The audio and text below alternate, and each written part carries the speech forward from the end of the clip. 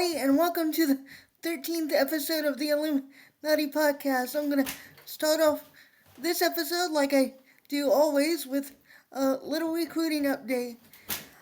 We offered a 2028 athlete defensive back, Keyshawn Torvey from Princeton High School here in Ohio. He's the younger brother of fellow Ohio State offer, but current Indiana commit Monsana Torvey, and they're both defensive backs that also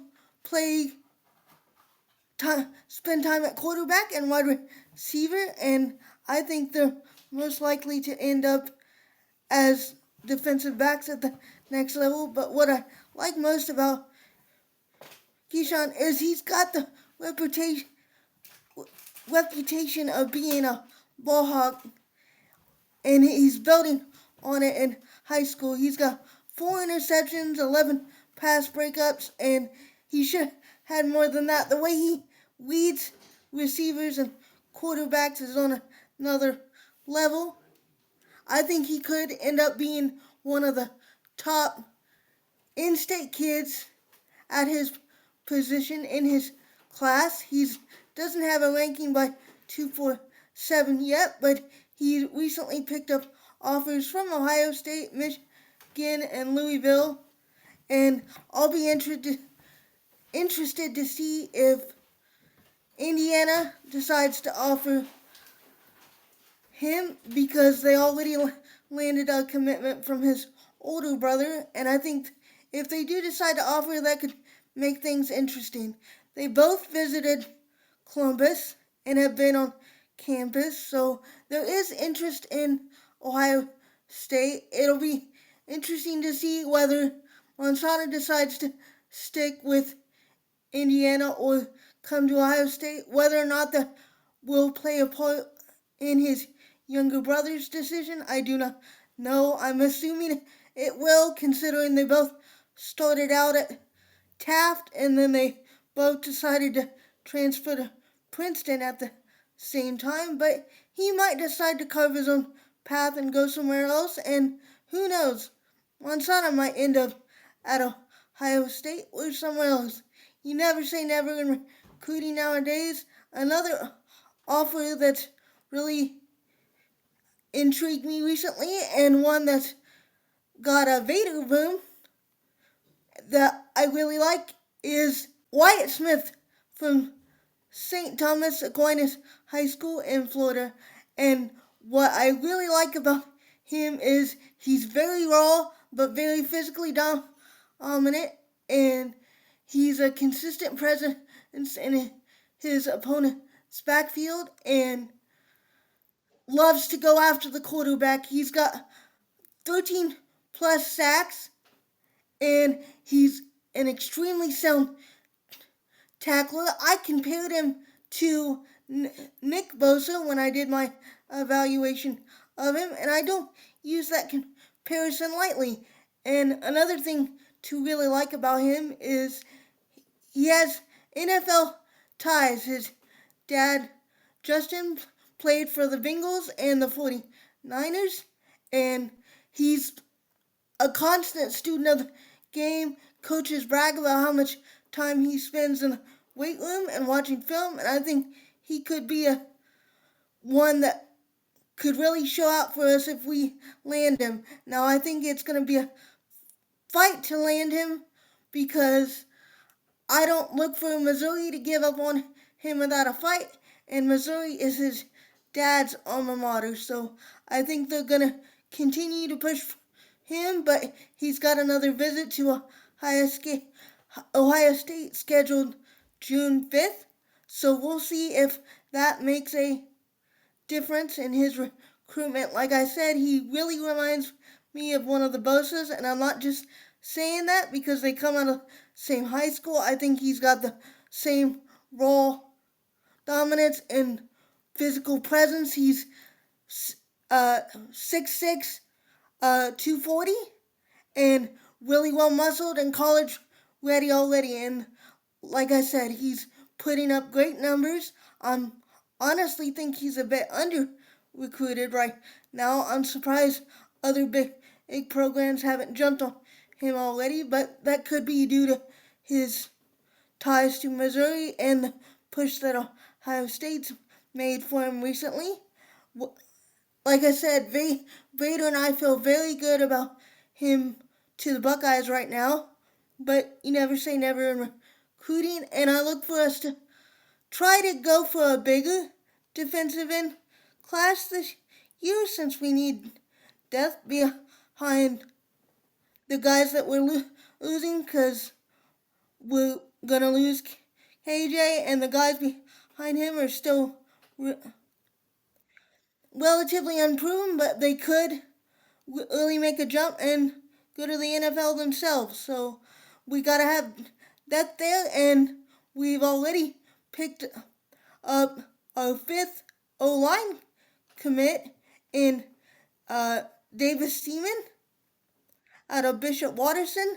And what I really like about this O line class that we're putting together is all these guys can move really well. They all play multiple sports, be it basketball, wrestling, or lacrosse in Davis's case. And that tells me one thing: he's got stamina. Because if anybody's ever watched lacrosse, you gotta admit it takes a lot of stamina to go from one end of the field to the other nonstop. And Podfather can speak to this, I'm sure. You know quite a bit about lacrosse now nowadays with your son playing it. What do you think about how lacrosse translates to football, Podfather? Thanks for having me back on, Mika, and it's good to hear your lovely voice once again. Lacrosse is an absolute amazing sport. It is. Um, I personally, I did not realize how just how much endurance it takes.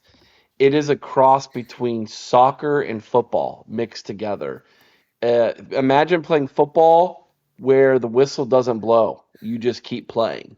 Yep, it That definitely. that's lacrosse. It's like ice hockey on grass.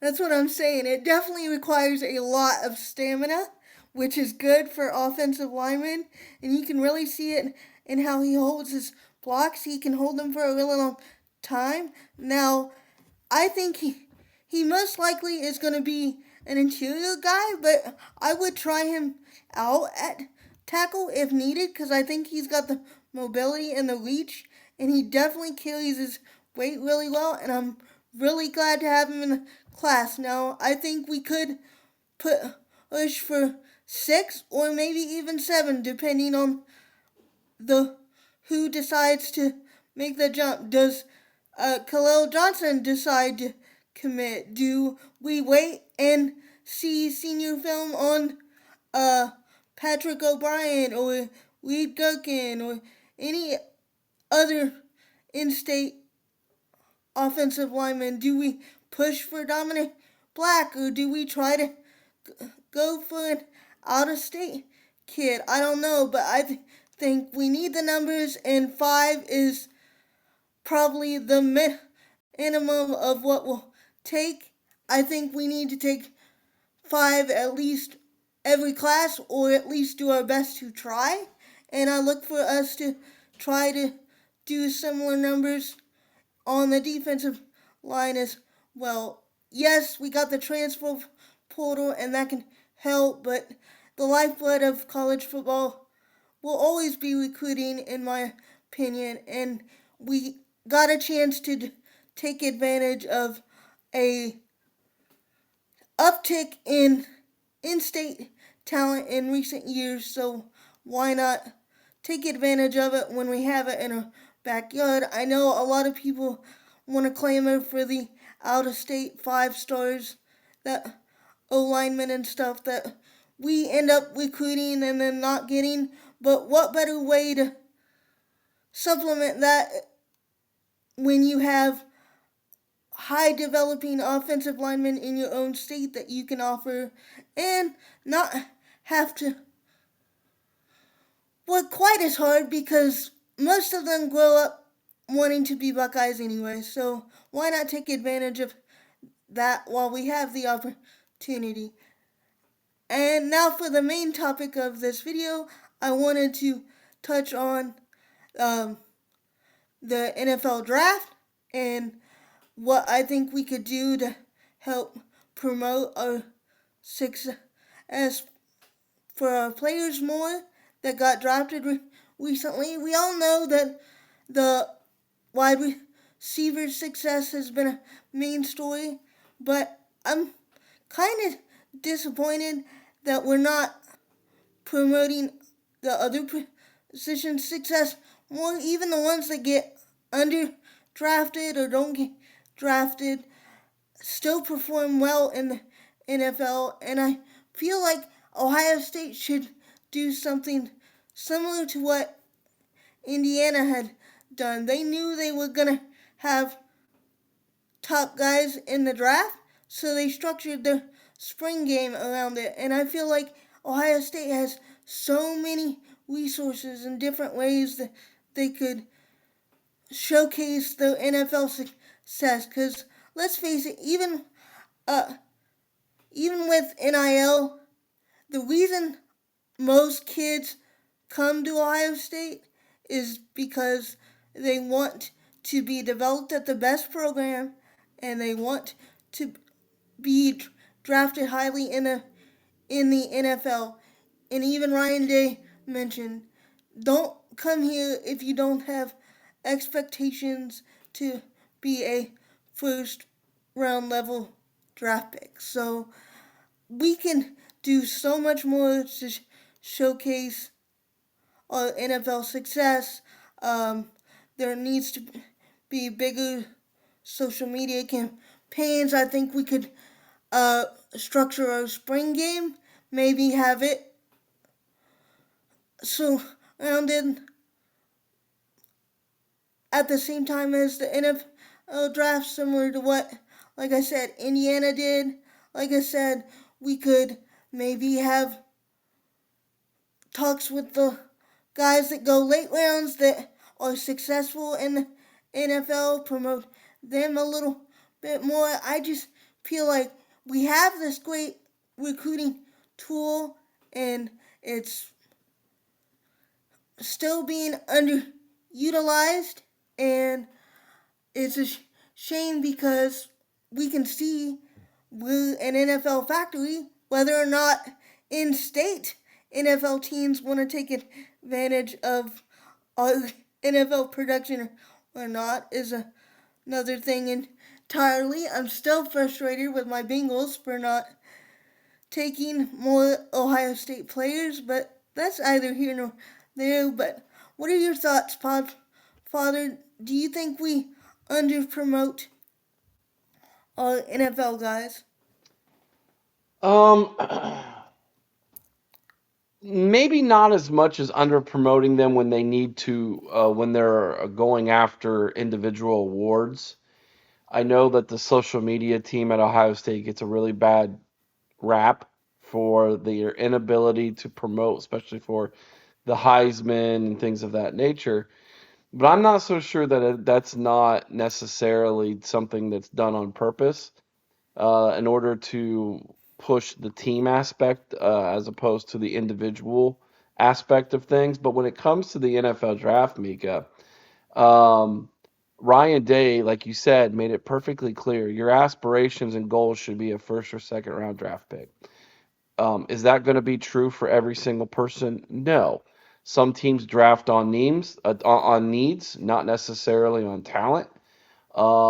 They get enamored with people because of their measurables, and they never turn on the film and actually watch the film. Perfect example of that uh, was the most recent draft. And Caleb Downs being picked at 11, I think is almost criminal. Yeah, Even Ryan Day said, you look at some of these picks and you just kind of look sideways. It's like, what are you doing here? Um, so that's just one example. You know, I think when it comes to the NFL, sometimes though, fit, especially for quarterbacks, fit means so much more than Yeah. where you're picked. But I'm with you. Definitely something that needs to be promoted. When Urban Meyer was here, they did a really good job of promoting it. The whole developed here aspect and things like Yeah, that. and I'm actually kind of sh- shocked that we don't promote more given Ryan Day's NFL ties. I thought that would be something that would take a step up from what even Urban Meyer did because I thought with his NFL ties that would be lead us to push for it more, especially with so many ex NFL coaches right now that have currently coaching at Ohio State. So maybe we'll see a difference next year, but I do think we're missing out on opportunities to promote our NFL success, even for the guys that go in later rounds. A lot of them have um, long NFL careers and are productive in the NFL. So I feel like we need to do a better job promoting that a little bit more. I think that would uh, open even more things up. Not that recruiting has been bad, but when you have the success, why not try to capitalize on it as much as possible?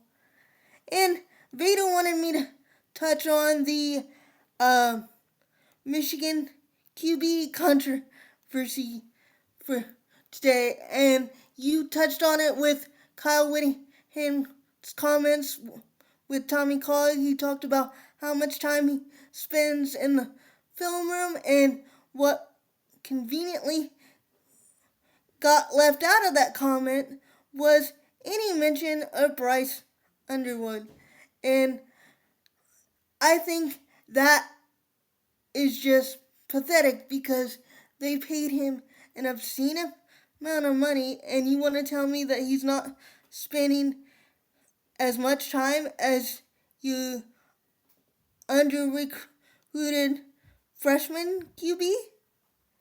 And it's just a symptom of NIL right now. I mean, it's getting crazy.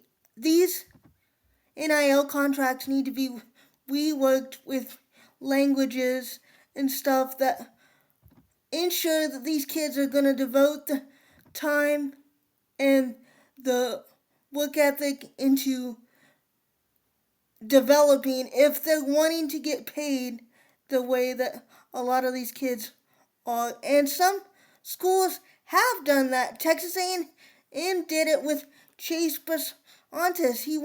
He wanted to transfer away from them when he first got there, and it was in his NIL deal that if he transferred, he would lose all the money they gave him to come there. So it is being worked in. We're just not seeing all schools work it in.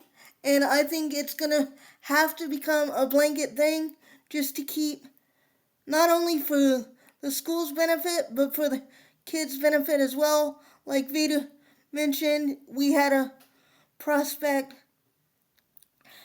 actually have to have security for him and members of his family, and he had to take a leave in a leave of absence from the team because they took money from people that didn't like the fact that he didn't end up where they wanted him to end up. So this whole NIL thing is getting dangerous, and these NIL deals need to have language in them to not only keep these institutions safe, but the prospect as well. Because it's we've hinted at it before. When money gets involved, things get messy, and there needs to be things in place to keep that from happening as much. And for the whole Bryce Underwood thing, wouldn't I would be embarrassed if I was being paid that much and not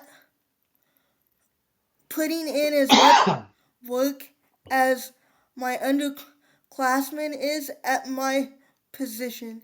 I mean, if you go back and you watch the spring game, Tommy Carr looked way more polished and more ready to lead the Wolverines on the field than Bryce Underwood. And you can say, well, yeah, Bryce Underwood's got the athleticism benefit and the year in the program, but Tommy showed pocket presence that was impressive for such a young quarterback, and he was a one time a Miami of Ohio commit for a really long time, and I would actually thought maybe Ohio State would offer. I really liked him coming out of high school, and I think it helps that his he comes from a coaching family. Obviously, his grandfather is Michigan former Michigan head coach Lloyd Carr, but I think, like I said, that there has to be language put into these NIL contracts that help the school make sure that they're getting returns on their investments, that these kids are going to be dedicated to developing and putting in the work to make themselves better. I mean, you, Pod Brother, you talked about it on the podcast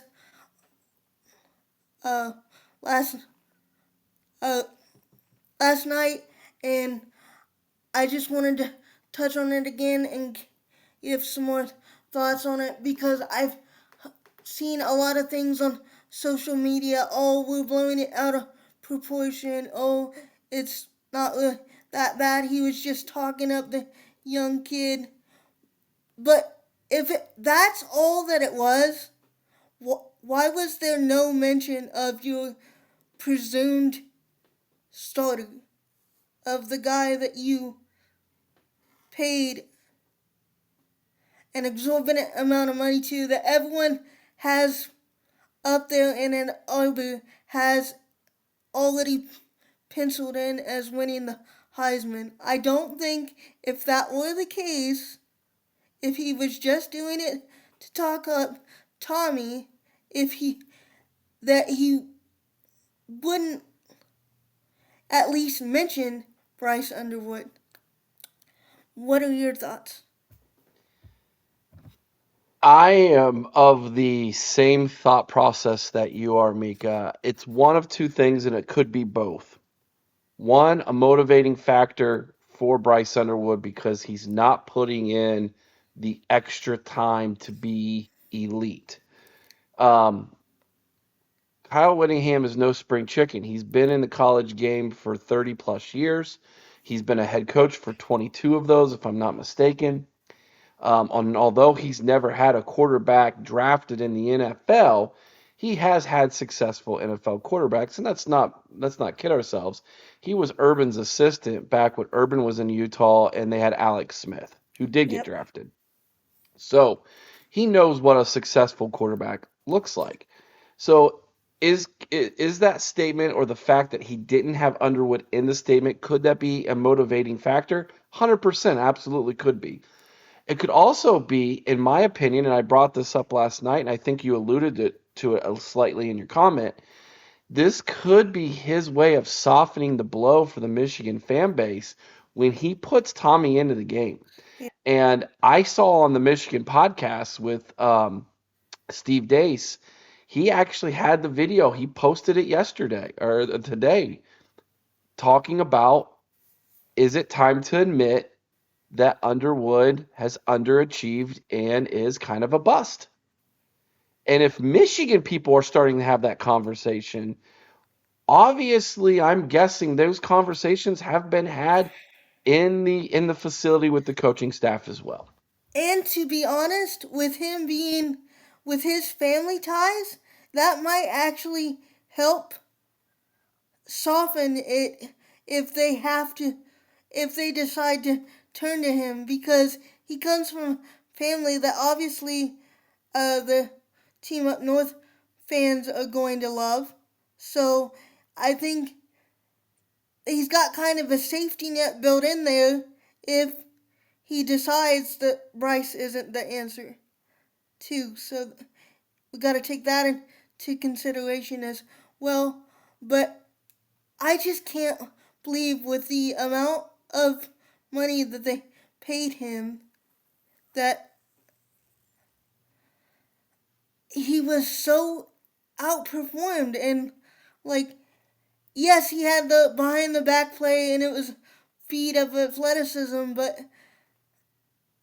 you don't bring in a quarterback to do things like that. You bring in a quarterback to play quarterback and be successful in a system and make consistent plays and develop and take steps and become leaders of the team. And you just not seeing the development from him right now. And I don't want to pile on and I'm getting away from the NIL thing, I know, but I just find it interesting that so many Michigan fans have said, oh, it was just him talking up the young kid. It had nothing to do with Underwood, and we're just blowing it out of proportion.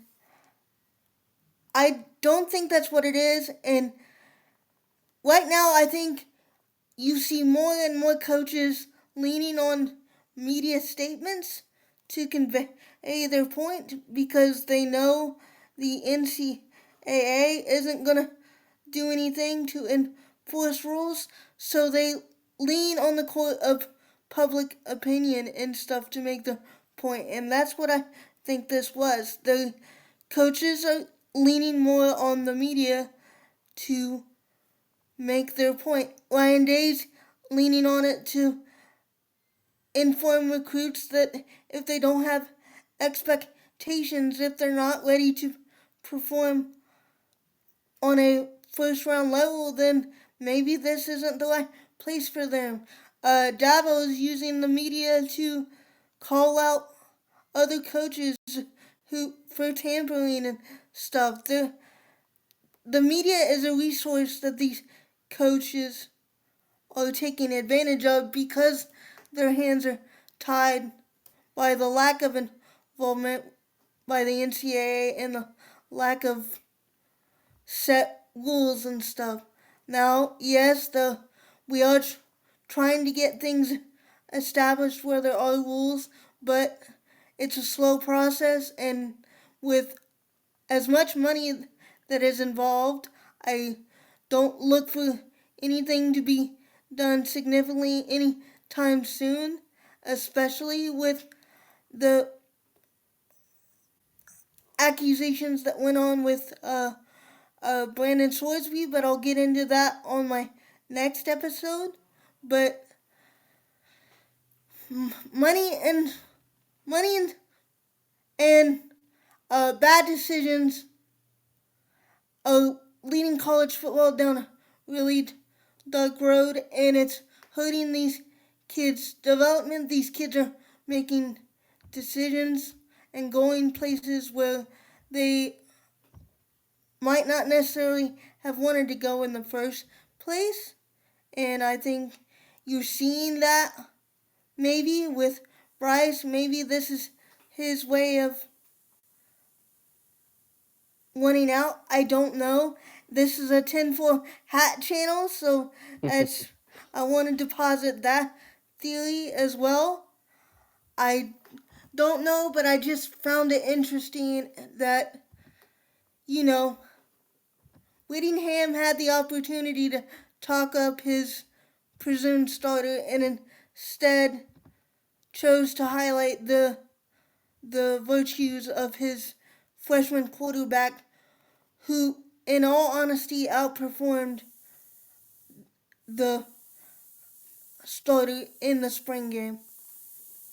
So I wanted to touch on that, and I wanted to say congratulations to all the Buckeyes who were drafted. Um, I was surprised Carnell Tate went as high as he did, but I wasn't surprised at all that he was going to be a first rounder. I expect the success to continue in the years to come. That room is loaded, but um, I think Julian Sane needs more love, but I'll touch on that on my next episode as well. And I hope you enjoyed the show, guys. Fela, if you're listening, I want to wish you happy birthday. I know I did last night on the OHIO podcast, but I know today is your actual birthday, so happy birthday. And hope you all enjoyed the show. If you have any ideas for topics you want me to cover, let me know. I've given Podfather permission to give my email out for you guys to contact me. If you want to come on the show, let me know. I want to make this show as friendly for you guys as possible and cover the topics that you want to hear about. So please let me know. The off season is always a time where I'm looking for different topics to cover and stuff because we don't have games and things to talk about, so it can be kind of slow. I'm always looking into recruiting those, so you'll always have that from me. Uh, Speaking of which, I'm about ready to drop a huge list of evaluations on our database. If you haven't checked that out on the OHIO podcast Patreon page, please do so. That gets updated on a near daily basis, hourly. If we could make it work hourly, I'm sure we would. Um, I do my best to keep you guys updated. I know Vader does as well. Podfather helps us out too. Please check it out. If you do, share it around. Consider joining us on Patreon. If you like my show, please consider buying some merch. That's how you can show support, and that's how I get paid. Hope you all enjoyed the episode. As always, OH IO. Go Bucks. and Scum still sucks.